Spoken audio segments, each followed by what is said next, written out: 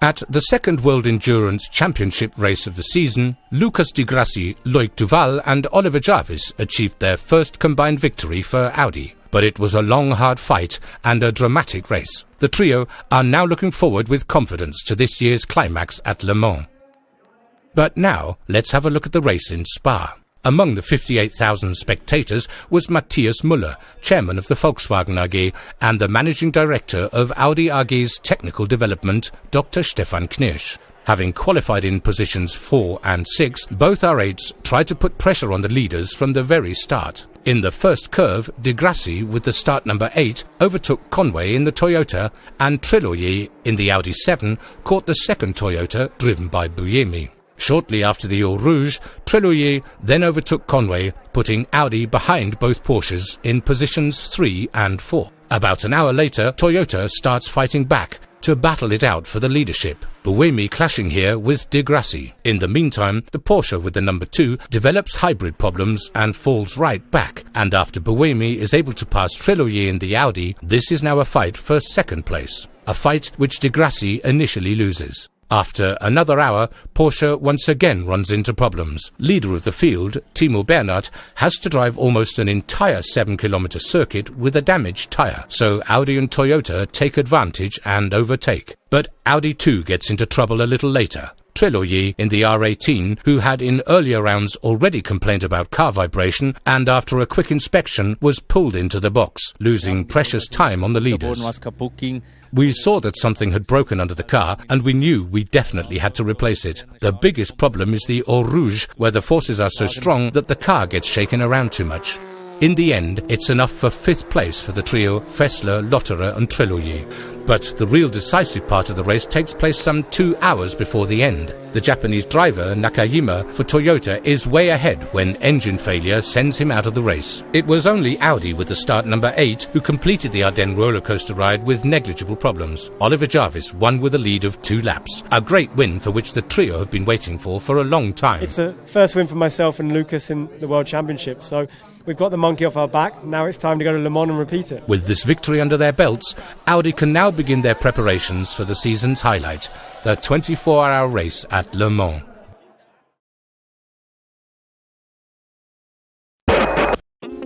Tu opinión nos interesa. Si tienes algo que decirnos, envíanos un mail. Esperamos tus sugerencias.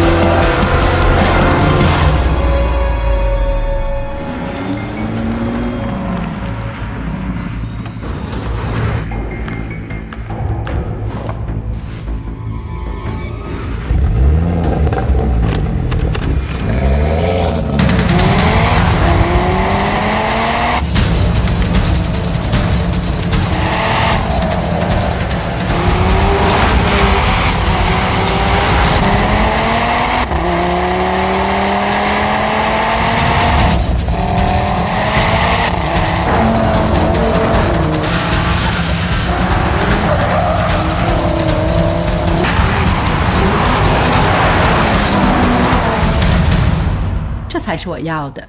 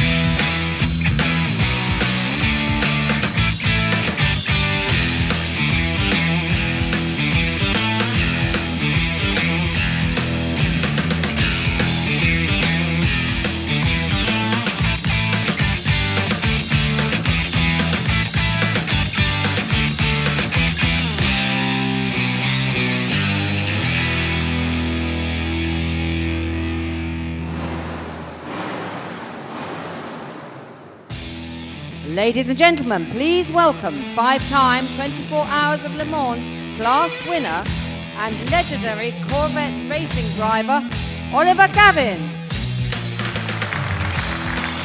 Thank you. Good morning. What an amazing opportunity I've had to drive all three Corvette racing entries. 3 generations of non-stop development between racing and production Corvette. That close connection has fueled the most successful team in endurance racing, Corvette Racing. Corvette Racing has won its class at Le Mans 8 of the last 16 years. In the States, the team has won 10 series championships since 2001. And last year, Corvette won the Triple Crown, taking the checkered flag at Daytona, Sebring, and Le Mans. The C5R, the first Corvette I raced, won Le Mans twice, and helped Chevrolet produce a better 6th generation vehicle. This provided a superior foundation for the next generation race car, the C6R. That car influenced the 7th generation Corvette, which benefited directly from the race program in many ways, including aerodynamics, with the functional hood vent and rear quarter vents from the race car, Michelin tires, with the same team developing the tires for the race car and the production car, and of course the iconic small block V8, whose exhaust note separates Corvette racing from every other entry out there.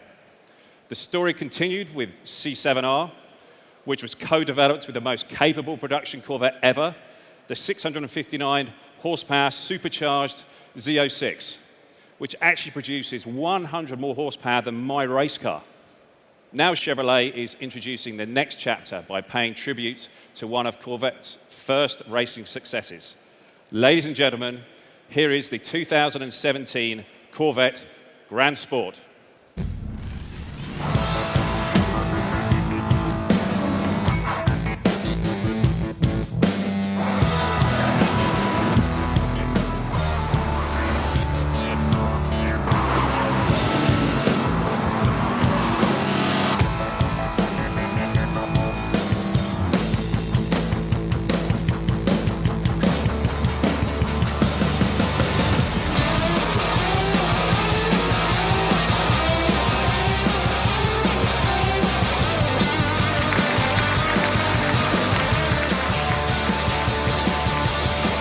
Ladies and gentlemen, Chevrolet Corvette Executive Chief Engineer, Taj Yukta.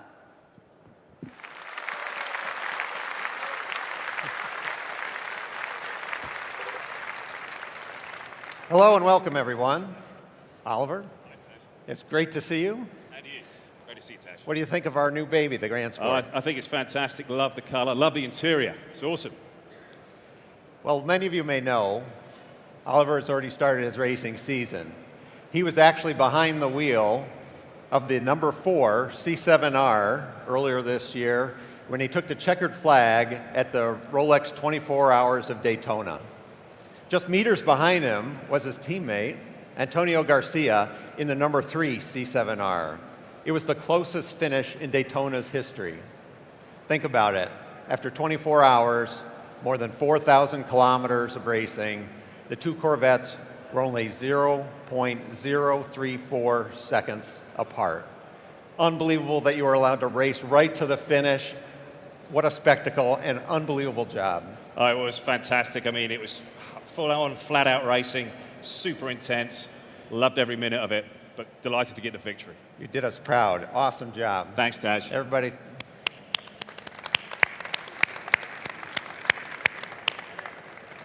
Without a doubt, technology transfer has improved the Corvette from one generation to the next, and our long-term commitment to racing has been a major contributor to Corvette's overall success. In fact, the Grand Sport name was introduced on the racetrack when Zora Arkus Duntov created the first Grand Sports in 1963.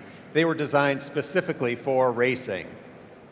Today, the new Grand Sport marries the naturally aspirated engine from the Corvette Stingray with this important performance technologies from the Z06, things like aerodynamics, cooling, braking, and tires.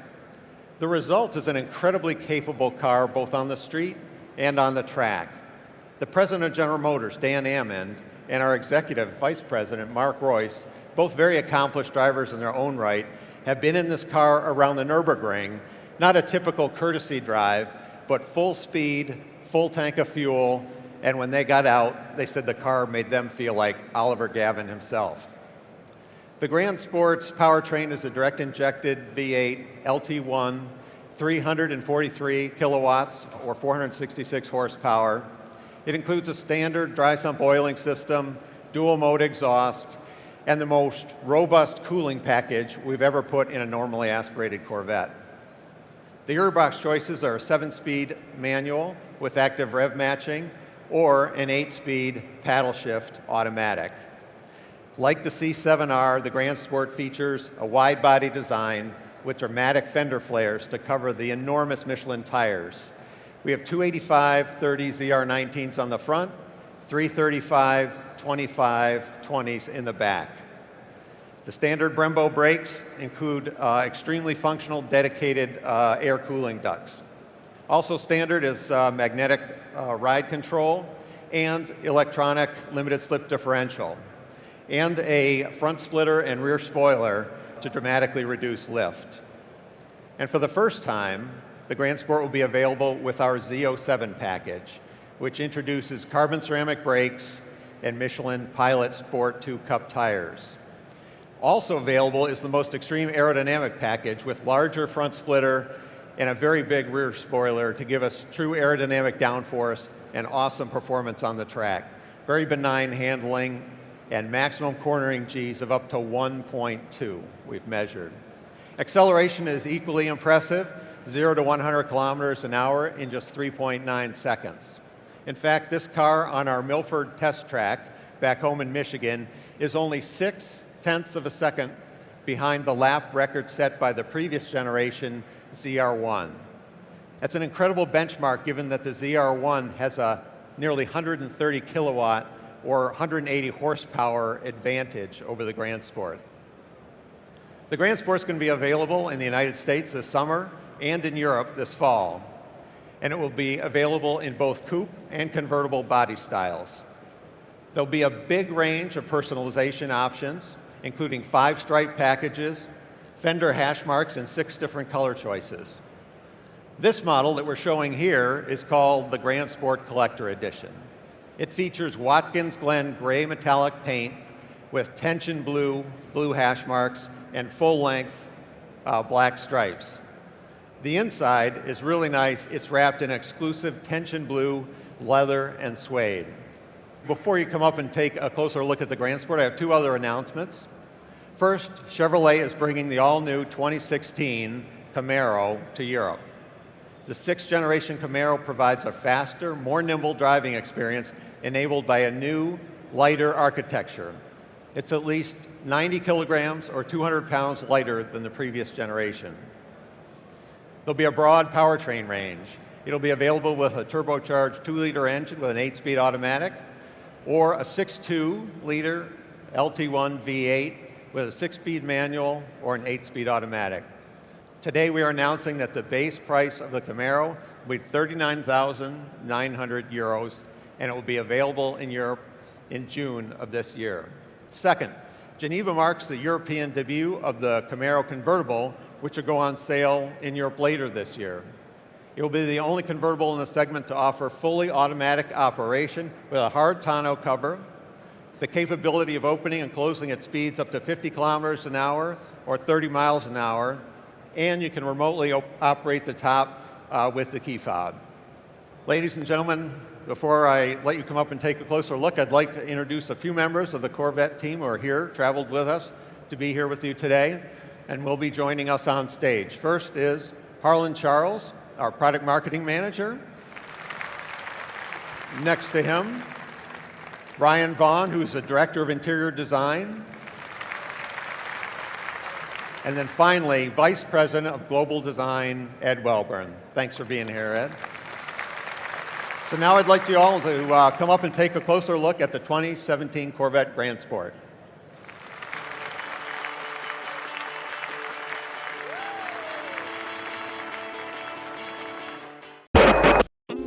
Tu opinión nos interesa. Si tienes algo que decirnos, envíanos un mail. Esperamos tus sugerencias.